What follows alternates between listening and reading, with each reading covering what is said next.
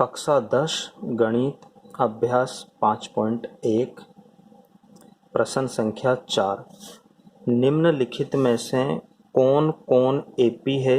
यदि कोई एपी है तो इसका सारवंतर ज्ञात कीजिए और इनके 3 और पद लिखिए। एपी मतलब समांतर श्रेणी, यानी हमें ये चेक करना है सबसे पहले कि दी गई श्रेणी समांतर श्रेणी है या नहीं है। तो देखते हैं कैसे चेक करना है। सबसे पहले निकालते हैं हम इन दो पदों के बीच का सारवंतर।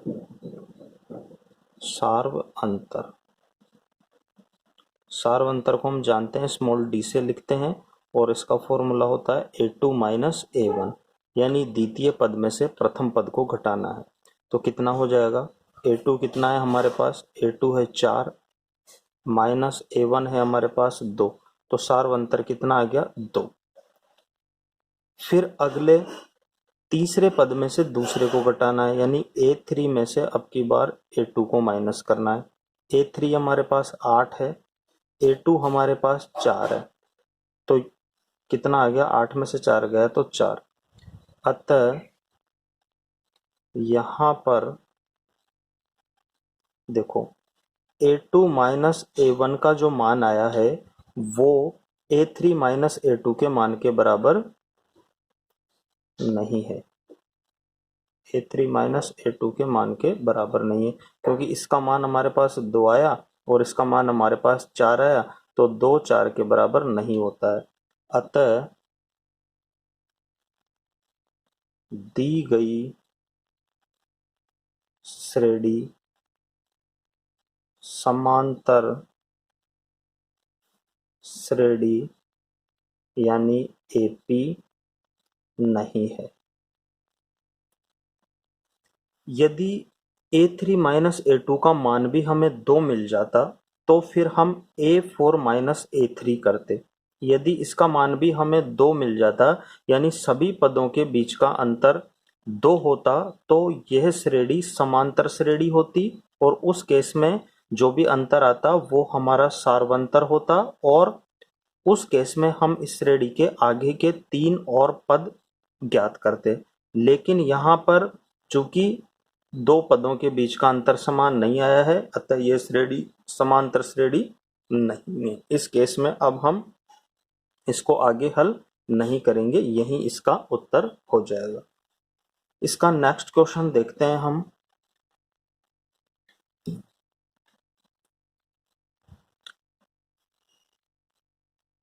कोई सा भी एक क्वेश्चन देख लेते हैं। चलो इसका सेकंड वाला क्वेश्चन ही देख लेते हैं हम। सेकंड क्वेश्चन है 2 5/2 3 7/2 एंड सो। तो यहां पर भी वही प्रोसेस करेंगे हम। सबसे पहले निकालेंगे डी यानी a2 में से a1 को माइनस करेंगे। a2 माइनस a1, a2 हमारे पास कितना है? 5/2 माइनस 2। आप चाहे तो लघुत्तम लेके हल कर सकते हैं या फिर इसको सीधे ही हल कर सकते हैं। 2 को 2 से गुणा किया 4, 5 में से 4 गया तो ऊपर आ जाएगा 1 और नीचे आ जाएगा 2। ऐसे भी हल कर सकते हैं। चाहे तो इसके नीचे 1 मान के 2 और 1 का लघुत्तम 2 लेकर भी इसको हल कर सकते हैं। फिर तीसरे और दूसरे पद का अंतर यानी a3 माइनस a2। a3 हमारे पास है 3 माइनस 5/2। अब इसको कैसे हल करेंगे? देखो 2 को इससे गुणा करो, 2 3 6, 6 में से 5 गया 1 और नीचे कितना है? 2। इसका अंतर भी अभी तक देखिए सारवंतर समान आ रहा है। अब क्या करेंगे? चौथे पद में से तीसरे पद को घटाएंगे। चौथा पद हमारे पास है 7/2 माइनस 3। वापिस 2 3 6, 7 में से 6 गया 1 और नीचे बचा 2। यहाँ देखिए दूसरे और पहले पद के बीच का अंतर 1/2 आया। तीसरे और दूसरे पद के बीच का अंतर भी 1/2 आया। चौथे और तीसरे पद के बीच का अंतर भी 1/2 आया। यानी हम कह सकते हैं कि यहाँ प्रत्येक दो पदों के बीच का जो अंतर है वो समान आ रहा है। अतः दी गई श्रेणी समांतर श्रेणी है। तो यहाँ हम लिख देंगे चूंकि यहाँ a2 माइनस a1 का जो मान है वो बराबर आया है a3 माइनस a2 के मान के, और इन दोनों का मान भी बराबर आया है A4 माइनस A3 के मान के। और कितना आया है इन सबका मान 1/2। अब ऐसी कंडीशन में प्रश्न हमसे पूछ रहा है कि यदि कोई AP है तो इसका सार्वंतर ज्ञात कीजिए। तो यहां पर ये AP है, चूंकि सार्वंतर समान है, अतः सार्वंतर D बराबर कितना हो जाएगा 1/2। यहां लिख देते हैं, इसलिए यह श्रेणी समांतर श्रेणी है। ठीक है, ये होगा सार्वंतर हमने बता दिया। अब इसके बाद कह रहा है ये सार्वंतर ज्ञात कीजिए, हमने बता दिया 1/2 आ गया। इनके 3 और पद लिखिए। अब देखो 3 और पद कैसे लिखने हैं आप इसमें बताइए। 1, 2, 3 और 4 पद तो पहले से ही दिए हुए हैं, तो हमें A5 ज्ञात करना है, A6 ज्ञात करना है और A7 ज्ञात करना है। ये 3 पद और हो गए। A5 के लिए क्या करेंगे हम, चौथे पद में A5 दो तरीके से ज्ञात कर सकते हैं, या तो चौथे पद में D जोड़ दो। चलो इसी तरीके से देख लेते हैं। अब चौथा पद हमारे पास कितना है 7/2 में D जोड़ेंगे, D का मान कितना है 1/2। लघुत्तम दोनों का कितना आ गया 2। 2 का भाग 2 में एक बार, 1 को 7 से गुणा किया 7, प्लस है तो प्लस, 2 का भाग 2 में एक बार, 1 को 1 से गुणा किया 1, कितना आ गया 7 और 1 8, 8/2, यानी पांचवा पद कितना आ गया 4। अब छठा पद कैसे लिखेंगे, पांचवें पद में D जोड़ देंगे। A5 का मान ये आ गया, A5 का मान 4 प्लस D का मान कितना आ गया 2, कितना हो जाएगा 2 चौके 8 और 1 9/2। A7 कितना हो जाएगा A6 प्लस D। A6 कितना आया 9/2 प्लस D कितना है हमारा, D है 1/2। वापिस लघुत्तम 2, 2 का भाग 2 में एक बार, 1 को 9 से गुणा किया 9, प्लस 2 का भाग 2 में एक बार, 1 को 1 से गुणा किया 1, 9 और 1 10/2, यानी 5। यानी जो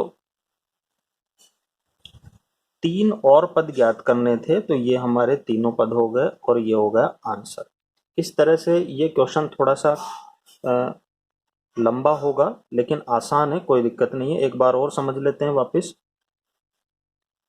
दी गई श्रेणी हमारे पास ये थी, हमने प्रत्येक पदों के बीच का अंतर निकाला, यानी सार्वंतर निकाला। दूसरे में से पहले को घटाया 1/2 आया, तीसरे में से दूसरे को घटाया 1/2 आया, चौथे में से तीसरे को घटाया 1/2 आया, यानी सभी के बीच का अंतर समान है।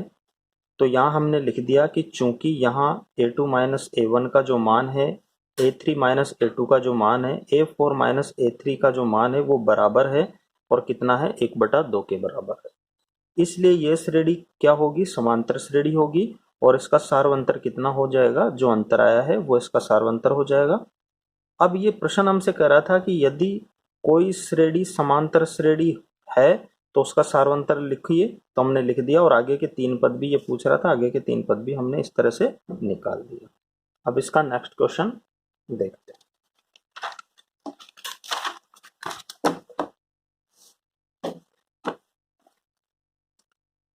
ये क्वेश्चन हो गया, ये हो गया। अब हम इसमें देख लेते हैं, ये माइनस वाला है लेकिन हो जाएगा आपसे, आप करने की कोशिश कीजिएगा। ये भी उसी तरीके का है, ये देख लीजिए।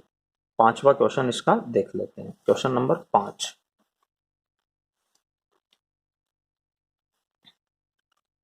क्वेश्चन नंबर 5 है 3, plus root 2, 3 plus 2 root 2, 3 plus 3 root 2, dot. कैसे हल करेंगे, देखिए। सबसे पहले डी मतलब A2 माइनस A1। A2 कितना है हमारे पास, A2 हमारे पास है 3 प्लस रूट 2, माइनस A1 हमारे पास है 3, 3 माइनस का है 3 प्लस का है, कट गया, कितना आ गया √2, यानी D हमारे पास कितना आया √2। अब क्या करेंगे, तीसरे में से दूसरे को घटाएंगे, A3 माइनस A2, A3 कितना है, A3 ये पूरा है 3 + 2 √2, इसको ब्रैकेट में लेना पड़ेगा, माइनस A2 हमारे पास कितना है 3 + √2। यहाँ ब्रैकेट लगाना जरूरी है, यदि ब्रैकेट नहीं लगाएंगे तो ये जो -3 है ये केवल 3 के आगे ही रह जाएगा और उससे हमारा प्रश्न गलत हो जाएगा। ब्रैकेट लगाने पर ये माइनस पूरे ब्रैकेट के बाहर शो होगा। अब हम इसको सॉल्व कर लेते हैं। 3 + 2 √2, माइनस को अंदर मल्टीप्लाई करेंगे -3, माइनस प्लस माइनस √2। अब आप देखिए 3 माइनस का 3 प्लस का कट गया, 2 √2 माइनस √2। अब 2 √2 में से √2 जाएंगे तो कितना बचेगा, √2। यहाँ भी √2 आ गया, यहाँ भी √2 आ गया। अब हम क्या करेंगे, चौथे पद में से तीसरे को घटाएंगे। चौथा पद है हमारे पास 3 + 3 √2, ब्रैकेट में डालिए, माइनस A3 हमारे पास है 3 + 2 √2। 3 + 3 √2, माइनस को अंदर मल्टीप्लाई करेंगे -3, माइनस को प्लस से मल्टीप्लाई करेंगे -2 √2। अब आप यहाँ भी 3 माइनस 3 प्लस कट गया, 3 √2 में से 2 √2 जाएगा तो ओनली √2 बचेगा। चूंकि यहाँ पर भी आप देखिए प्रथम दो पदों के बीच का अंतर √2 आया, तीसरे और दूसरे का अंतर भी √2 आया, चौथे और तीसरे का अंतर भी √2 आया। तो अभी लास्ट क्वेश्चन की तरह बन रहा है।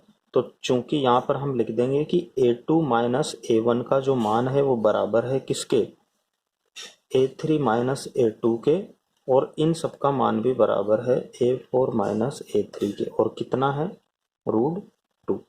अतः दी गई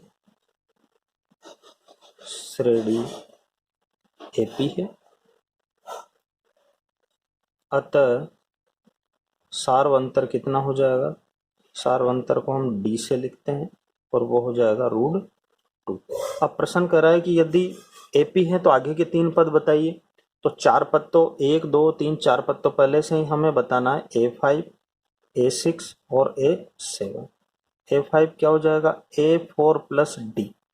A4 कितना है हमारे पास, A4 यहाँ से नोट कर लीजिए, 3 + 3 √2 प्लस D मतलब √2, कितना हो जाएगा, देखो 3 तो अलग है ही, 3 √2 और √2 कितने हो जाएंगे, 3 √2 और यहाँ 1 छिपा हुआ है तो 3 और 1 4 √2 हो जाएगा।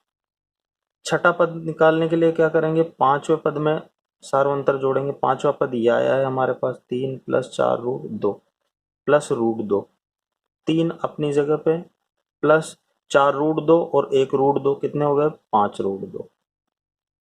A7 के लिए क्या करेंगे, A6 + D, यानी A6 अभी हमारे पास आया 3 + 5 √2 प्लस D मतलब √2, कितना हो जाएगा, 3 + 5 √2 और 1 √2, 6 √2। तो ये आगे के 3 पद हो गए, ये हमारे आंसर हो गए। इसी तरह से हम आगे के क्वेश्चंस को देख लेंगे, इसकी ये भी इसी तरह होंगे, सारे क्वेश्चन इसी तरह से होंगे। एक क्वेश्चन और देख लेते हैं हम, 12वां या 13वां में से एक देख लेते हैं। चूंकि ये रूट में है तो आप कंफ्यूज हो सकते हैं, कोई सा भी एक देख लेते हैं। चलो 12वां क्वेश्चन ही देख लेते हैं, question number 12।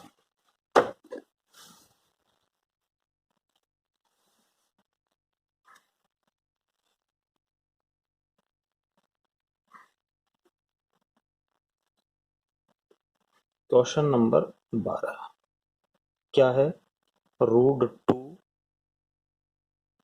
√8, √18, √32 and so on. कैसे करना है, सबसे पहले हम वही D निकालेंगे, यानी दूसरे पद में से पहले को घटाएंगे। दूसरा पद √8 है माइनस √2। अब देखिए √8 को हम क्या लिख सकते हैं, 4 × 2 लिख सकते हैं कि नहीं लिख सकते हैं, 4 दूनी 8 होगा, यानी 8 के हमने टुकड़े कर दिए, माइनस √2। अब 4 रूट से बाहर आ सकता है, 4 रूट से बाहर आएगा तो बन जाएगा 2 का रूट नहीं निकलता तो इसको हम ऐसे लिख देंगे, -√2। अब देखिए 2 √2 में से 1 √2 जाएगा तो ओनली √2 बच जाएगा, यानी A2 माइनस A1 का मान हमारे पास निकल कर कितना आ गया, √2। अब हम क्या निकाल लेंगे, तीसरे में से दूसरे पद को घटाएंगे। तीसरा पद है हमारे पास √18 माइनस √8। इसको कितना लिख सकते हैं हम, √18 को 9 इंटू 2, 9 दूनी 18, माइनस इसको कितना लिख सकते हैं, अभी लिखा था 4 इंटू 2। 9 का रूट निकल जाएगा 3, 2 का नहीं निकलेगा, ऐसे लिख देंगे, माइनस 4 का निकल जाएगा 2, 2 का नहीं निकलेगा, इस पर रह जाएगा। 3√2 में से 2√2 जाएगा तो यहाँ बचेगा √2, यहाँ भी √2 आ गया। अब हम चौथे में से तीसरे को घटाएंगे। चौथा हमारा है √32 माइनस √18। देखिए, इसके दो टुकड़े ऐसे करने हैं कि गुणा करने पर 32 भी आ जाए और उनमें से एक टुकड़े का वर्गमूल भी निकल जाए। तो यहाँ हम 16 गुणा 2 लिख सकते हैं, 16 दूना 32, माइनस 18 को अभी लिखा ही था हमने 9 गुणा 2। देखो 16 का रूट 4 हो जाएगा, इसका नहीं निकलेगा, √2 रह जाएगा, माइनस 9 का निकल जाएगा 3, उसका नहीं निकलेगा, 2 रह जाएगा। अब 4√2 में से 3√2 जाएंगे तो √2 बच जाएंगे। अब यहाँ देखिए, A2 माइनस A1 का मान √2 आ गया, A3 माइनस A2 का मान भी √2 आ गया, A4 माइनस A3 का मान भी √2 आ गया। तो यहाँ लिख देंगे चूंकि A2 माइनस A1 बराबर A3 माइनस A2 बराबर A2 माइनस A1 बराबर A3 माइनस A2 बराबर A4 माइनस A3 का जो मान निकल के आया है वो आया है √2। इसलिए दी गई श्रेणी AP है, क्योंकि यहाँ सभी पदों के बीच का जो सार्व अंतर है वो √2 है। अब हमें इसके आगे के 3 पद बताने हैं, तो 1 2 3 4 पद तो ये है ही सही, तो हम A5 A6 और A7, A5 को हम लिख देंगे A4 प्लस D। A4 हमारे पास कितना है, A4 है हमारे पास √32, √32 प्लस D कितना आया, √2। देखिए, अब यहाँ से √32 को हमने लिखा था, देखो √32 को हमने कितना लिखा है, 4√2, तो 4√2 प्लस √2 कितना हो गया, 5√2 हो गया। A6 यानी A5 प्लस D,